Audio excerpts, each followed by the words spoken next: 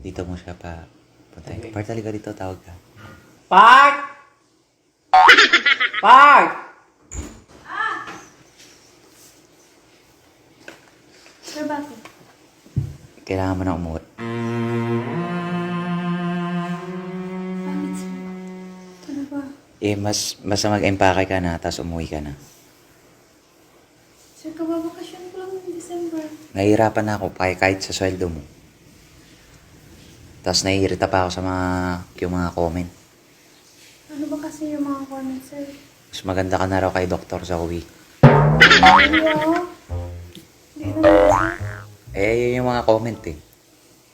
Mas maganda si Zoe kasi artista yun, sir. Sige na, ano ka na, mag-empake ka na. Tapos, kasi mamaya parating na yung bagong kasama dito sa bahay. 3 pa yun. O ikaw, isa ka lang.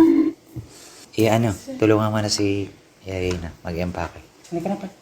Tulungan na kami pa. Ito na yung maleta. Sir, Sige na, lang. mo na siya. Mag-empakehan mo. Sige na, Yayay na. Sir, si Bart kaya paalisin. Huwag ako. Ano? Ikaw nga, Yayay na. Idadamay mo pa isa, tingnan mo, pangupa yan. At least, hindi ka ba natutuwa? Matangos na ilong mo, maganda na, may baba ka pa, inayos yung mata mo. At least, yun na yung, kumita na ako ng maraming pera, gumanda pa ako, okay na yun, maghiwalay na tayo. Sige na, yay na. Okay na yun, at least naging maayos na yung buhay mo. Hindi naman.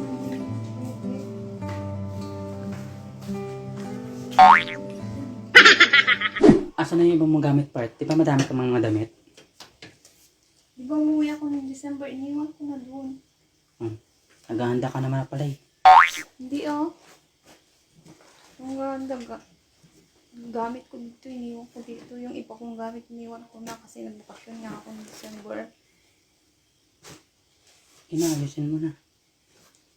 Biglang naman yung sinabi si Sir sa akin, bakit ako mag-i-empake bigla? Ewan ko. Yun siguro yung nababasa sa mga comment. Dahil lang sa maganda ako? Hindi ano?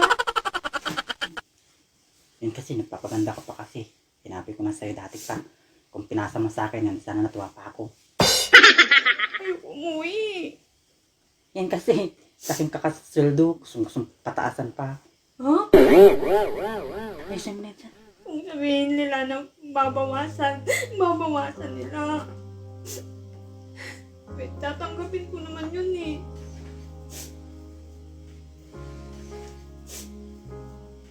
May langaw. Bilisan nyo, yay na, kasi diyan na yung 3 mamaya. Sir, ayoko umuwi. May gagawin ako.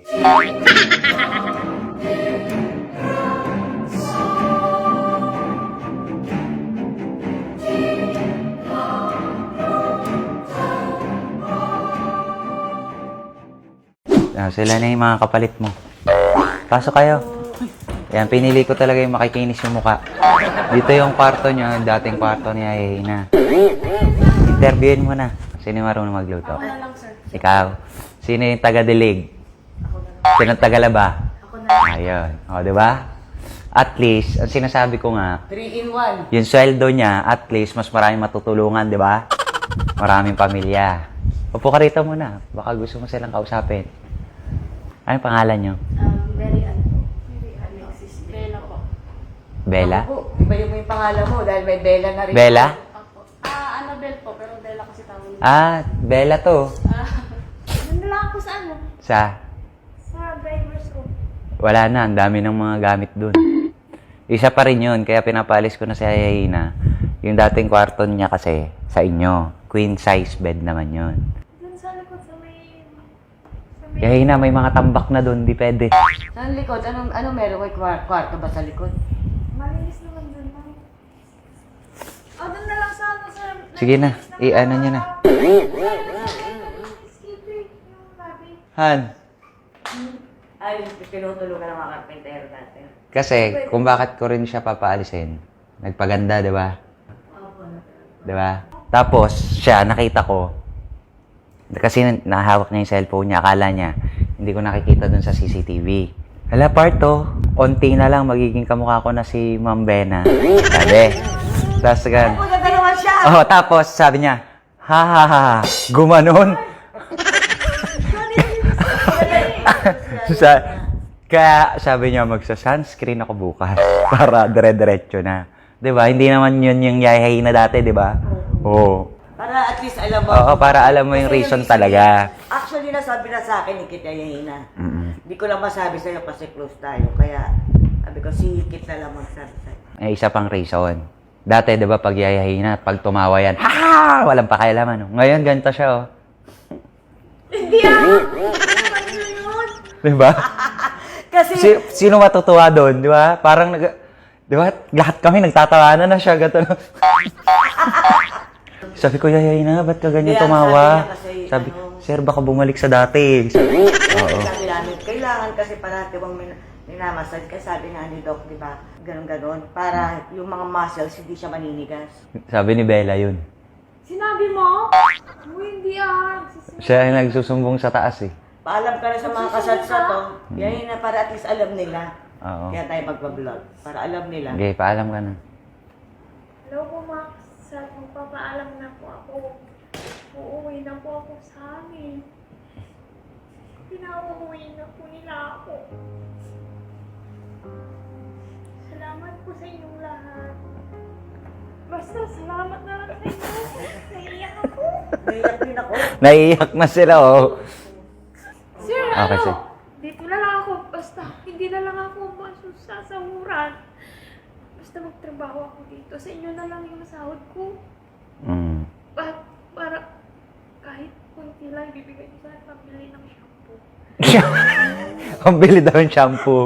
Ano ba sa tingin niyo? Tatlo na nga kayong maghahati. Ah. Yun na nga yung usapan eh. Oo. Ano Sabi sa... ko, sir, na halimbawa, magkano yung sahod niya. Sorry, ate, yun kasi. Kailangan din kasi namin ng trabaho. May mga anak din kami, sir. Lumuwas talaga kami, sir. Parehas tayo, may anak. Kasi, may edad kasi. May edad na kasi. At least pag bata. At least pag bata nga, mas maliksi, di ba? Kailangan po din ng magpahinga mo rin natin. Oo, pahinga ka daw kasi matanda na. Senior citizen na. Ilang taon na po ba siya, sir? 72? 72 ka na? Wala na po. Naguguluhan na daw siya. Sir, gusto ko rin magtrabaho dito. Pauwi niyo ako talaga. Oo nga, ayan na yung mga gamit nila, oh. Ano pa? Ano, nag-akasaya sila ng pamasahe? Pero pa si Oh, Cebu pa siya. Generals. General Santos. Hindi ko naman po kasi alam, sir, na ganito pala. Akala ko. Naawa din naman sila. Kaso, syempre, nag-effort na sila eh. Pero wala kami magagawa. Kailangan din ng pera. Dito na kami sa Manila. Wala din kami matutuluyan dito. Dito kayo matutulog na lang ako. Ano ba, Han? Hindi naman Okay sila na? magde-decide. Hindi, ang sinasabi niya ay na okay lang daw na hindi siya pasahuran, pang shampoo lang. Kasya pa ba yung budget natin? Ayoko po umuwi talaga, sir eh. Blank lang!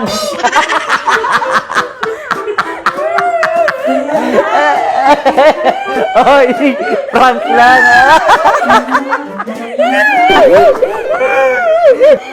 Ala, uy!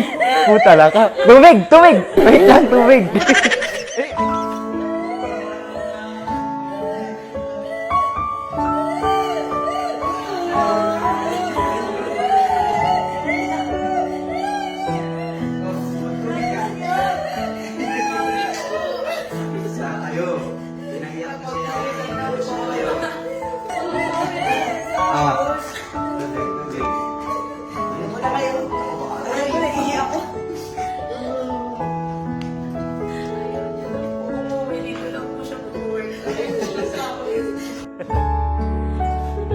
At least madami na kayo. Hindi ka ba natutuwa? Yung May salarin. So ayan mga kasatsat, naniwala naman siya